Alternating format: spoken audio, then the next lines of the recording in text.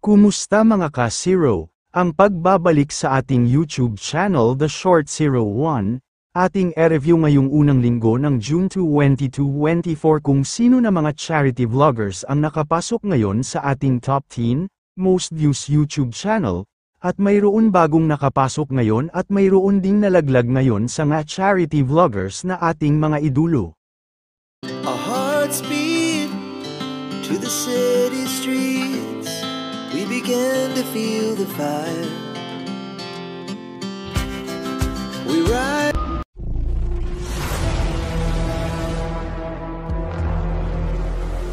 Itong pagre-review natin sa mga charity vlogger mga ka-Zero, nagbase lang tayo sa Social Blade, isang website na naglabas ng mga estimated earning ng mga sikat na vloggers.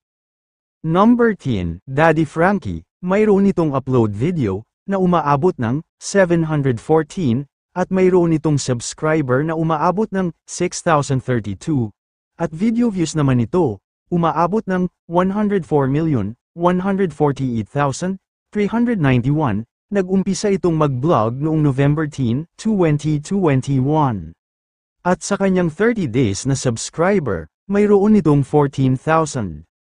Bumababa ito ng 25% at sa kanyang 30 days video views naman, mayroon itong 4.3 million, at bumababa ito ng 21.5%, at sa kanyang YouTube stat summary, makikita natin sa kanyang Social Blade, mula sa Mi 17 hanggang sa Mi 30, sa daily average nito, sa lowest may pumapasok na $34 revenue, at sa highest estimated earnings nito, mayroon itong $537. At tuloy na tayo sa kanyang monthly revenue ni Daddy Frankie, sa lowest earning nito may $1,000 ito ngayong last 30 days ng Mi, at kung sa Philippine money ito umaabot ito ng 55,000 pesos, at sa highest monthly naman, mayroon itong $16,100, kung ating i-convert sa Philippine money, umaabot ito ng 885,500. Number 9, Roel Malalag, 1,964 upload videos at video view na mayroon itong 104,512,229, at nag-umpisa itong mga vlog noong November 5, 2016. At country nito Philippines, at dito sa kanyang last 30 days mayroon itong 10,000 subscriber, at bumababa ito ng 28.6%, at sa last 30 days sa kanyang video views, mayroon itong 4.888 million. Ang daily average sa estimated earnings. Sa lowest nakakuha ito ng $41, at sa highest naman mayroon itong $651, at dito na tayo sa kanyang monthly earnings sa last 30 days. At sa kanyang monthly earnings, unahin natin sa lowest, may nakuha itong $1,200, kung ating i-convert sa Philippine money mayroon itong 66,000, at highest earning naman ito, may nakuha itong 19,500, kung ating i-convert sa piso, mayroon itong 1.72,500. Sa number 8 na tayo, King Locks, nakapasok siya ngayon, mayroon itong upload video, na umaabot ng 127, at ang subscriber naman ito, umaabot ng 1.92 million, at sa video views naman ito, 118,269,032, at country nito Philippine, nag-umpisa itong mag-vlog noong December 20, 2019. At dito na tayo sa kanyang last 30 days na subscribers, mayroon itong 20,000, at tumataas pa ito, at sa last 30 days naman na video views, umaabot ito ng 2.45 million, at tumataas pa ito ng 61.8%, at dito na tayo sa kanyang daily average, sa kanyang estimated revenue, sa lowest, mayroon itong $17, at sa highest estimated revenue, mayroon itong $273. At puntahan na natin ang kanyang monthly estimated revenue, sa kanyang lowest revenue, mayroon itong $511, kung ating i-convert sa piso, mayroon itong 28,105 pesos, at sa kanyang highest revenue, mayroon itong $8,200, kung i-convert natin sa piso, mayroon itong 467,500 mga class 0. Number 7. Lori Talita Aquino, may upload video itong umaabot ng 2,774, at subscriber naman ito, umaabot ng 464,000, at sa views naman ito, umaabot ng 123,145,315, at sa country Philippines, nag-umpisa itong mag-vlog noong August 14, 2018. At sa last 30 days na subscriber ni Lori Talita, mayroon itong 7,000, at tumataas ito ng 33.3%, at sa kanyang last 30 days na total views, umaabot ito ng 2.239 million, at tumataas pa ito ng 15.8%, at doon naman tayo sa kanyang daily average, sa estimated earnings nito. Sa lowest estimated earnings nito, may nakuha itong $19 at sa highest estimated earning naman, mayroon itong $299 at papunta naman tayo sa kanyang monthly earning ni Lori Talita. Sa kanyang lowest estimated earning, mayroon itong $560 kung aying i-convert sa piso, umaabot ito ng 30,800 at sa kanyang highest estimated earnings naman, mayroon itong $9,000 kung i-convert natin sa piso, mayroon itong 495,000.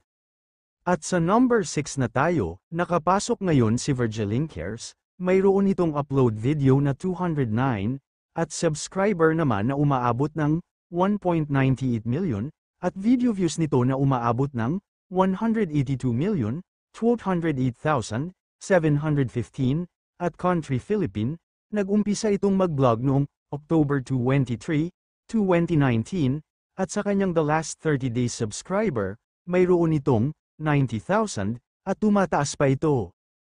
At sa last 30 days na total views naman, mayroon itong 5.379 million, at tumataas pa ito ng 703.9, at dito na tayo sa daily average, sa estimated revenue nito, sa lowest, mayroon itong $45, at sa highest estimated revenue naman, mayroon itong $717, at dito na tayo sa monthly earnings ni Virgilin Cares, sa lowest mayroon itong $1,300, kung i-convert natin sa piso, mayroon itong 71,500.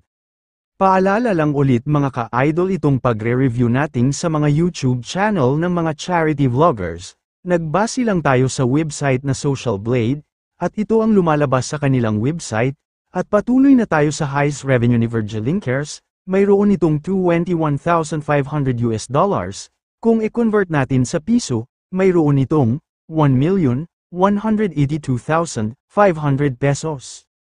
Number 5, Pinoy in Africa, mayroon itong 2,648, at sa subscriber naman, mayroong 5,008, at sa kanyang video views naman, mayroon itong 240,933,198, country Philippines, channel type Hato, nag-umpisa itong mag-vlog noong July 24, 2020, at dito na tayo sa kanyang last 30 days na subscriber, mayroon itong 27,000, at tumataas pa ito ng 800.0%. At dito sa kanyang last 30 days na video views, mayroon itong 16.489 million, at tumataas ito ng 158.6%, at sa kanyang weekly average, sa estimated revenue nito sa lowest may $137 ito, at sa highest estimated revenue nito, mayroong $2,200. At dito na tayo sa monthly estimated revenue, sa lowest mayroon itong $4,100, kung ating i-convert sa piso, umaabot ito ng 225,500, at sa highest estimated revenue naman, mayroong $66,000, kung sa Philippine piso ito aabot ito ng 3,630,000. Number 4. Bal Santos Matubang, mayroon itong upload video na 6,984, at subscriber naman na umaabot ng 1.44 million, at sa kanyang video views naman umaabot ito ng 439,160,526. Nag-umpisa itong mag-vlog noong July 5, 2016, at sa kanyang 30 days na subscribers, mayroon itong 20,000, at tumataas ito ng 200%, at sa 30 days naman sa kanyang video views, umaabot ito ng 7.612 million, at tumataas ito ng 63.8%.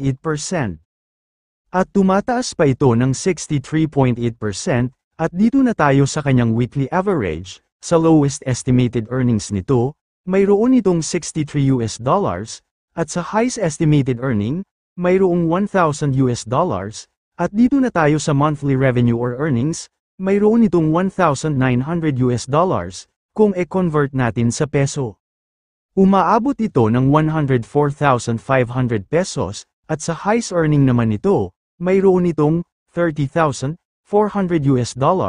kung sa peso ito, umaabot ito ng 1,672,000.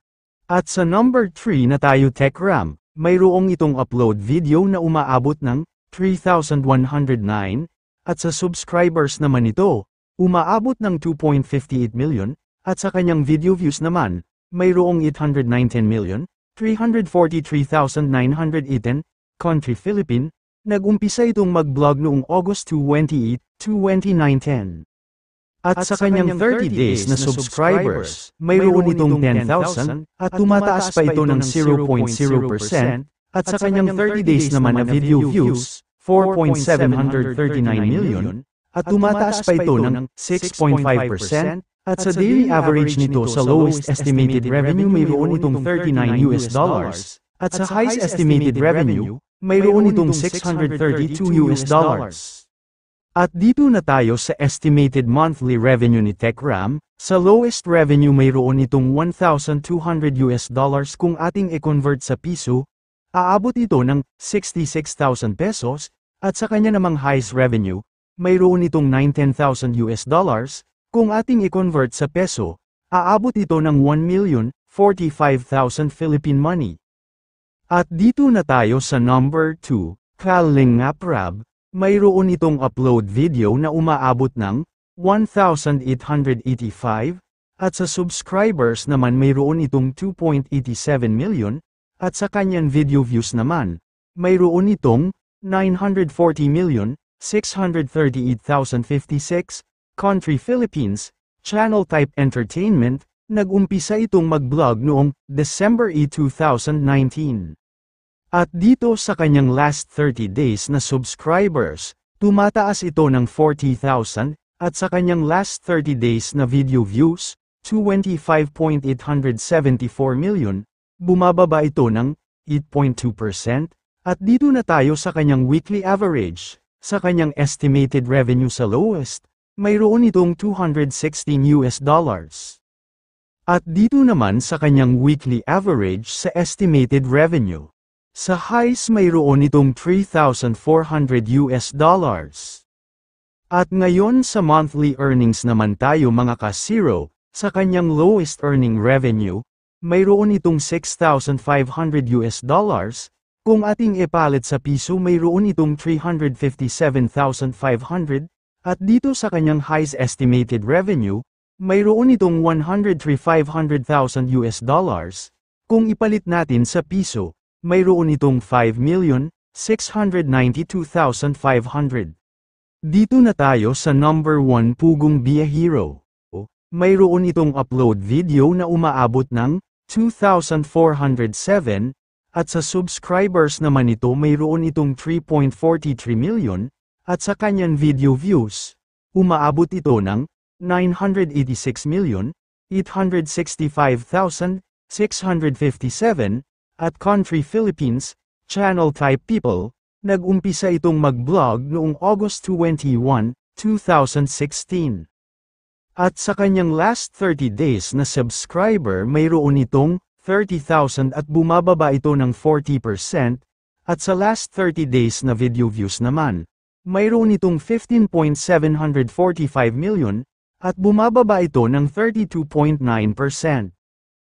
At sa daily average naman tayo, sa estimated earnings sa lowest mayroon itong $131. At sa kanyang daily average sa highs, mayroon itong $2,100, at dito na tayo sa kanyang monthly revenue ni Pugong Biyahero, sa lowest mayroon itong $3,900, kung ating ipalit sa piso, mayroon itong 214,500, at sa kanyang highest estimated earning naman, mayroon itong $63,000. Kung ating ipalit sa piso, mayroon itong 3,465,000 pesos.